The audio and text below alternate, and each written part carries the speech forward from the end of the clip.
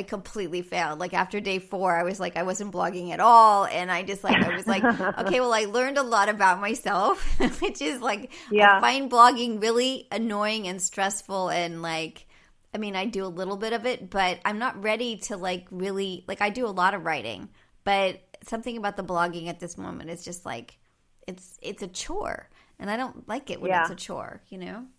Yeah, I kind of feel like that. I mean, you have to get the photographs, and you have to upload them, and then you have to upload them onto your website, and then you have to format, you know, everything. And I just, it is a lot of work for me, and I don't enjoy it. And I feel like the things that I don't enjoy, I kind of avoid.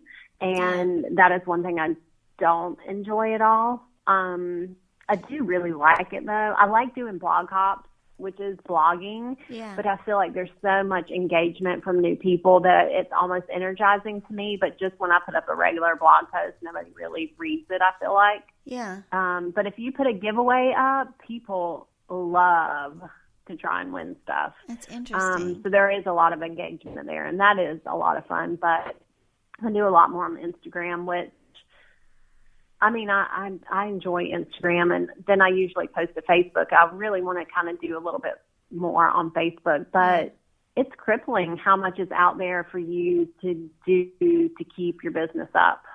Yeah, it really is. We've only been doing this a week, and I have a team of students, so it's not just me. And although, you know, they go off because it's Mardi Gras, so they're not around at the moment. Yeah, it's just a lot. I mean, and that was part of the experience, is that we wanted to understand sort of what this was from the inside so we can better understand our last question, which is sort of what role does trademarks and copyright and other things play in your business and in your life? Do you, like your logo, where did your logo come from? Did you make your logo? I did not. I had someone do it. He did a really good job. I don't think he's doing them anymore. Yeah, it's amazing. Just someone that, oh, thank you. I really love it. It didn't look like that to start out with, and I was really happy with how it ended up. No, graphic and graphic artist stuff, not who I am. I'm totally terrible at that kind of stuff. So I had somebody do it. It was just a recommendation that I found on Instagram, I think. And, you know, that's so funny that you mentioned that. So my husband's also an attorney. Uh-huh.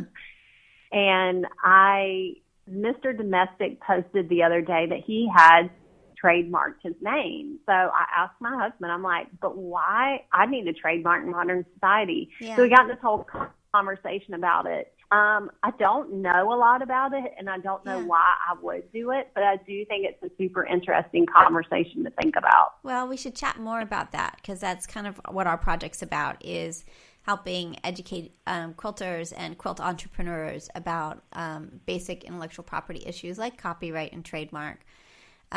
So I mean, I think the reason you trademark your name is so that someone else can't swipe your name. So you're really well known, and if someone tried to use your name, you could stop them. That would be why you would do a trademark, and they're not that expensive. And we have a I don't even know if I want to put this out there, but we have an IP lab at Tulane, which is for micro businesses, which is defined as I think it's defined as like under 500 employees, which is totally insane. But we're helping people with trademark and patent work, and we're just getting started. So I'm hoping that we attract some people that are interested in making tools, and also trademark issues. So, and our students will be working with attorneys here in town to do that kind of work. So we're really for entrepreneurs here in New Orleans, but we're also, I'm hoping to get a few of our quilting friends to come and be part of our new lab. So that happens in the spring and the fall, where we take in people to help them with their problems. That is too cool. So a trademark is more your name, and a patent is like if I had a ruler that was unique and nobody else had one like it, then I would patent that Exactly. so no one can make that. Exactly. And we're actually doing a project on the patentability of rulers, because some rulers you can get a patent on and some you can't. Now, patents can be, to get the beginning part of a patent is pretty inexpensive, but to go through the full process is oftentimes expensive, but important if that's what your business is. Trademark is, any company that is pretty serious should have a trademark, because it stakes out your territory and it gives you a whole bunch of rights to your name. And again, that's super easy because you can go to a place like LegalZoom to do it. You can do it yourself, which isn't super. If you don't know how to do it, it's not super great. Or you can find a clinic. Like there's all the law schools around the country. Lots of them have IP clinics or entrepreneurship clinics to help people. But that's, to do a trademark, I think is about, under $300 for the fees, the government fees, plus the attorney's fees. So if you go to Zoom, like LegalZoom, you can do it as a payment plan, or you go someplace like us, we wouldn't charge you. You just have the fees, the government fees. And then copyright, which is all the things you do. So the patterns and the fabrics and software and music, that's all covered by copyright. So that's what we're looking at. So if you make a pattern, if you don't get a copyright on it, then someone else could also make that pattern and you really don't have any legal right to say you can't do that. But if you have it copyrighted, they can't. So this is, okay, it's simple and it's complicated. So copyright now arises automatically. So every time we create something, it's got a copyright on it. Everything we do, your kids' artwork, everything, this podcast conversation, all of it is protected by copyright. But our system is super weird. So if you don't register your work with the Copyright Office, there's no, at least for U.S. people in the U.S., like if you live here and you're a citizen here and you're domiciled here, there's no real enforcement mechanism in the courts if you don't register the work. So and that's like $35 or something like that.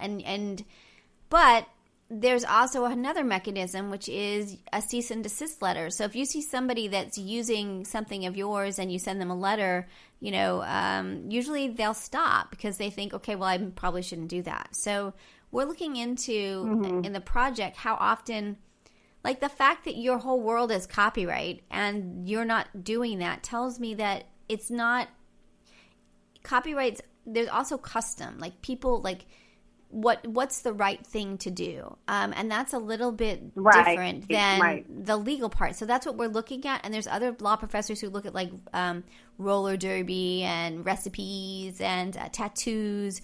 And so my project's about quilting.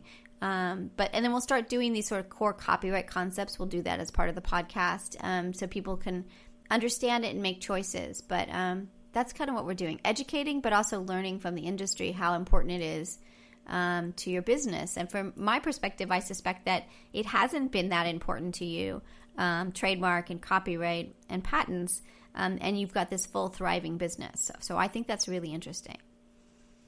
Well, and when I asked my husband about it, he was like, well, I mean, I really don't know that you would have to do it. Why would you do it? Like he went into attorney mode and asked me all these questions. Right. And it kind of made me think like, well, maybe I don't need it, but then again, maybe I do. I think that it's almost a halfway situation where you're like, well, it makes a lot of sense. But then again, does it make a lot of sense? Right. And so it was definitely an interesting conversation. And our kids, I think something came up and we didn't talk about it anymore, but it's something I want to talk to him about. Yeah. And he can help me do it. Yeah, totally. Absolutely. And putting in a trademark application is not hard at all. You do a quick search to see if the name is taken, and then you can put in for a particular class of goods, like I'm selling T-shirts or I'm having a particular service, and then you pay your money, and it takes a little while to go through, but it's there can be hiccups, but it's very, very straightforward process to get a trademark. So, I live it's funny. I kind of live in this happy medium of I've learned so much being married to my husband as an attorney of things that lay people just don't think about that are part of the law system. And I love that you're doing this because there are a lot of things out there that you just don't know unless you know. Yeah. And this is one of them. Yeah, and I mean, I think the thing that I found is that the quilting community, we're like a smart bunch of people. Like, quilting isn't like for, you have to be kind of smart to quilt because there's a lot of stuff that goes on, the math and figuring it all out, and like there's just a lot. And I think that what I want to do is empower quilters to feel comfortable, to understand like what is aesthetic non-discrimination or idea expression dichotomy, and just feel like, look, you can be confident in who you are and what it is and not be afraid of the law. Because the law isn't something to be scared about. It's just that you just don't know it. And I think that there's like maybe 10 or 15 concepts to know, and then you'll feel confident on what you're doing, Yeah, I love that. I think it's a great idea. And that's true. I mean, and I think a lot of times you don't realize it's something that you should know. Yeah. It's not, you know what I mean? It's not that you don't want to know, or it's just that you don't realize that it's really important that you do know certain aspects of the law. Yeah. Well, I love it. What a great project. It's fun, and as you said, I feel so blessed to be talking to people like you and others, and learning about this the quilting world from the inside, and it's just it's awesome. It's super awesome. Mm-hmm. I love it. All right, well, this is we are officially tomorrow at our second week. So that's awesome. So 5 years. I feel like we should come back in 5 years and be like, okay, did we survive it? I will say, I mean, it's funny. I've heard a lot. I mean, I hear it in business all the time that you have to be consistent, And I do think that you have to be consistent. But I have learned that being who I am, and that isn't always consistent. I mean, my life is not always the same every single day. Yeah. And I think knowing who you are and really learning and thinking about who you are, who your personality is, and how that fits into your business makes you a much happier business owner and a business person. And it helps to not lose that steam that you can lose really easily. Yeah. And I think that's it. Just make sure that you are doing it because it's something that you really enjoy doing. Because once it gets to be really hard and not enjoyable, then it is really hard and not enjoyable, and it shows. That's super great advice. I think that that's really. I think I'll carry that with me because I think that really is. This is for fun. Like, I mean, obviously I have to do super fancy research for my dean, so he's happy. But it really should be joyful. It shouldn't be awful. There's other parts of my life that are awful, right? Like doing dishes, right.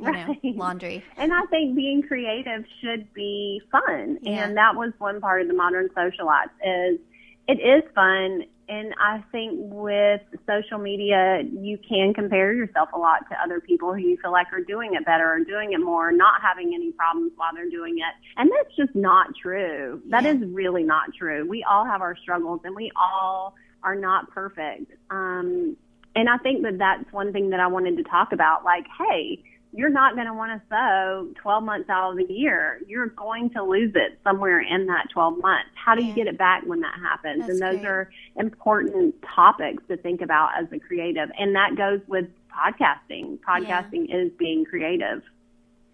Yeah. So, really, good luck. I think you're doing amazing work. Oh, and I'm so psyched to talk with you. As I said, like, I've listened to a lot of your podcasts, and I don't know, it's just it's really a delight. It's a thrill to chat with you, and especially at this very beginning, I really appreciate that. It means a lot when we're just starting out. All right. Well, why don't we end? Hold on, and let me just end the recording, and then hold on to that. So this is Elizabeth Townsend Guard. You've been listening to JustWannaQuilt, a research podcast coming out of Tulane University Law School. We want to hear from you.